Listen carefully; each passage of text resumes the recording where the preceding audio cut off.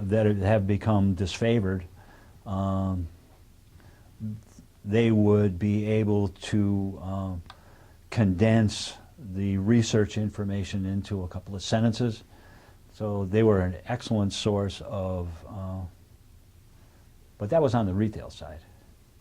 The pharmacist letter really didn't have much of an impact on keeping up to speed with the changes in the clinical setting. But as a retail pharmacist, I thought the pharmacist letter was an excellent source of keeping abreast of the activity. The latest, I just became exposed to the CDC information that was always available to the physicians as part of their training and expectations of the patients walking in the door. And that should be part of the pharmacist's toolbox in accessing, you know, what can you expect today?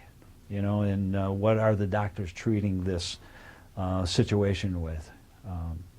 So that should be a daily update on a pharmacist, as well it is, I'm sure that it is on a doctor's side. You know, expect what type of patients are going to be walking in the door and how to treat it, and what successes have other doctors had.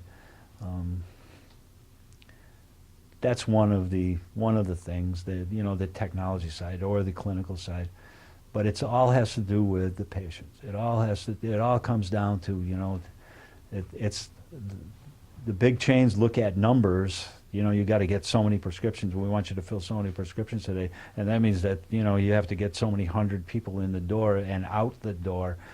But each patient is a patient, and they're an individual, and they have not so much a story as they have a problem that they came to you with. And I always felt it was my responsibility to meet that responsibility and to my best ability to solve that problem. But that had a lot to do with working in the community setting in a family business, i.e. the circus. Now, where do you see pharmacy going in 5 years, 10 years? What do you think will change? I see that the CVSs have employed nurse practitioners, or what's the other title? I know you're referring to the mini clinics. Mini clinic, right. The state, in that the pharmacist became the major source of immunizations, that was a huge breakthrough. And all of those needs that the population need, the pharmacist is the most accessible health professional to the general population. You don't need to know the person. You don't need an appointment. You can walk into a store that is mandated by law to be open X amount of hours every week that you can't vary without permission, and you can ask to see the pharmacist, and the pharmacist must respond. So here is an educated health professional that you can access without an appointment, without knowing this, and you can ask them questions, and they are usually knowledgeable enough in what they're asking in order to give them enough information so that they can go forward with whatever need they've got. You can't do that with a nurse, you know, and the nurses are way up there on the, the trust scale. You know, pharmacists were always the most trusted profession until they added the nurses, okay? And then the nurses took number one, and then pharmacists came into number two.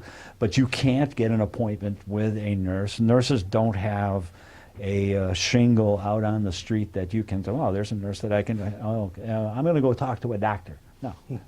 See if you can talk to a doctor. Even as a pharmacist, you can't talk to a doctor.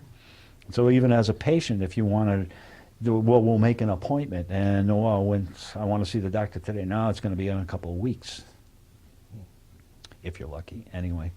So the role of the pharmacist has not changed, and they are still the most accessible health profession to the public. And the the health industry, in making the pharmacist the major source of immunizations, has taken advantage of that, and that's going to be the stepping stone to what the pharmacist is going to become. And a lot of these duties that the your patient profile, you know, your drug history, what is it about my life that maybe I need changes in? You know, your osteopaths were the only source of whole health situation, but I can see the pharmacists in that the patients are going to ask the questions, and the health industry, it's going to evolve to where, of course, that could be falling on your providers for the service, your pharmacies or your hospitals or your HMOs are not going to hire on extra staff like the CVSs are with their many clinics. I don't think they're going to like the bill at the end of the day for maintaining extra staff, that they're going to place those responsibilities on the pharmacist, and they're going to intervene with the government agencies in order to get you paid for that service that they're paying the nurse practitioners or the physician's assistants now. They're going to weasel their way into getting you paid a fraction of the cost of those other professionals. They're not going to want to pay the bill. But you're going to get that job. You're doing it already anyway. Mm-hmm.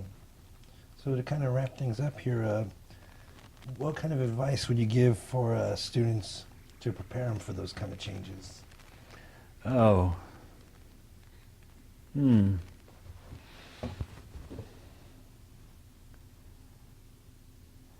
Geez, I hate to say get involved with your politicians, but I'm an advocate of vote in every election that is available to you. Stay abreast of the type of legislations that involve a pharmacist, and probably get involved in either putting roadblocks on things where you're going to assume an awful lot of responsibility and not get paid for, okay? And also get involved with expanding the role of the pharmacist, in that if it's a service that you can get paid for, make sure that the services that you are providing, you're being compensated for. I mean, you've earned it. You've come to a specific clinical level that you can satisfy the needs of the patients when they come to you with these clinical problems, and the health industry is, you're a non-paid participant, which is what the government does. They have assigned you with an awful lot of job descriptions that they are not paying you for. You know, the counseling. When did the counseling come into being, and did you get paid to counsel? I mean, you didn't have to counsel one day and then you had to counsel the next day, but you weren't being compensated for it. It was assumed that it was part of your job. Tell a doctor to do that. He's not going to do it unless he's going to get paid. I'll probably laugh at you. Well, he won't laugh at you. He'll close the door and laugh. There you go. You know, that's all right. All right. Well, thank you so much for your time. We appreciate it. I was on a roll, I guess. I thought it went pretty well.